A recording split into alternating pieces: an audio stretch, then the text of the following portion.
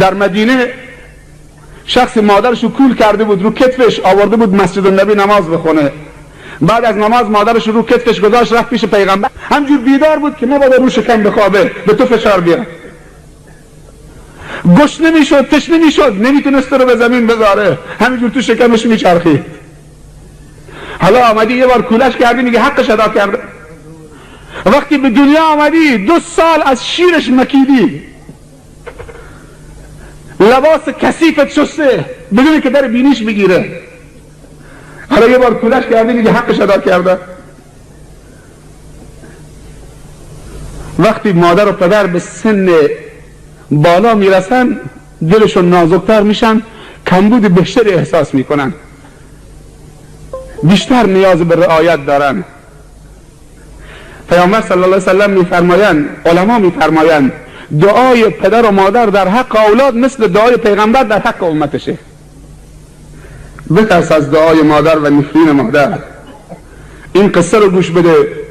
در خود مدینه جوونی اجلش رسیده بود، هر کاری میکردن سکرات مرگ بهش فشار میامد، چشمش اینطوری سرخ میشد، جانش بالا نمیامد، روحش در نمیامد.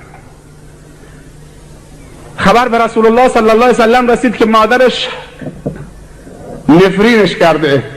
مادرش طلبید، گفت مادر این پسر تویه؟ گفت بله. گفت حلالش بکن، ببخشش آخر عمری تا روحش در بیاد، تا زجر نکشه. گفت نمیتونم حلالش بکنم، اونقدر به من بی احترامی کرده که حدی نداره، اصلا از دلم در نمیاد. گفت خواهش میکنم، من از تو خواهش میکنم حلالش بکن. گفت نه نمیشه. رسول الله صلی الله علیه و سلم باش صحبت نکرد با پیرزن، دستور داد هیزم بیارید. هیزم آوردن، گفتن آتش بزنید. آتش زدن. پیرزن حالا مات شده بود. آتش برای چی؟ هیزم برای چی؟ بعد دستور داد که، حالا نگاه میکنه پیرزن، مادر من، دستور داد این جوان رو بلند بکنید بندازید تو این آتش. صحابه دویدن به طرف جوان که بلندش بکنن تو آتش بذارن. پیرزن گفت چه کار میخوای بکنی؟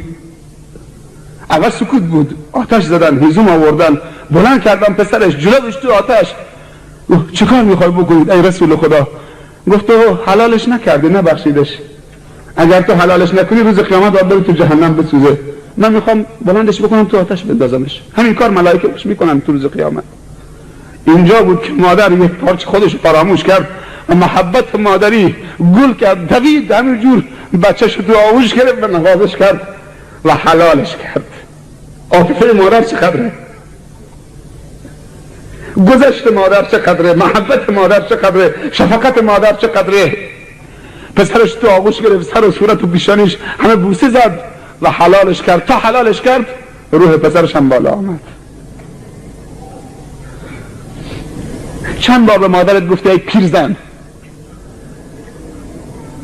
دختره حالا دیپلم گرفته، دانشگاه داره میره، پاش رو پا انداخته، مثل یک نوکر کنیز به مادرش میگه خوراک درست کن، خوراک بیار، لباسم اتو بکن، لباسم بشور، من دانشگاه دارم میرم. یکی از علامات قیامت ان تلد الامة ربتها، این که بیبی کنیز بیاد بیبیشو به دنیا بیاره. سوال کردن تعجب، کنیز چطوری بیبی به دنیا میاره؟ گفت در آخر زمان دختری که باید اطاعت و احترام مادرش بکنه برعکس میشه، مادر باید اطاعت دخترش بکنه. حالا شده داره میبینی، پسرها همینطورن. یه جوونی آمد در مدینه شکایت باباش بکنه، گفت بابام پولم برداشته، پولم بهم نمیده، حقم خورده.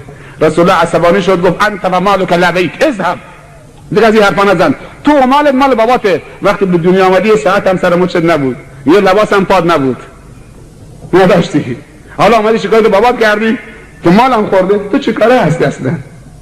روی سردر بهشت نوشته من بر 3 نفر حرامم: 1 دائم الخمر، 2 کسی که به پدر و مادرش بی احترامی بکنه، 3 دیوس.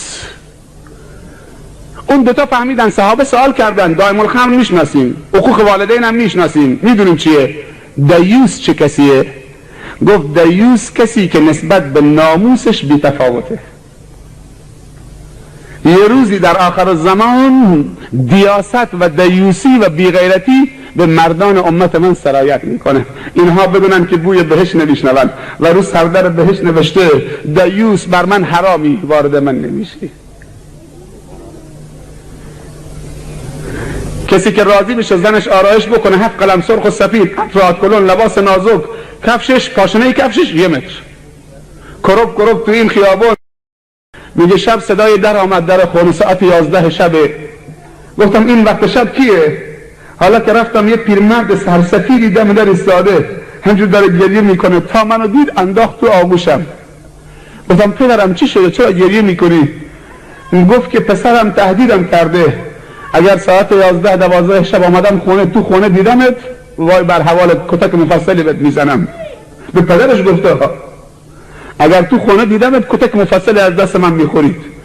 حالا سر ساعت 11 میترسم برم خونه پسرم چه شلاق آماده کرده که کتکم بزنه.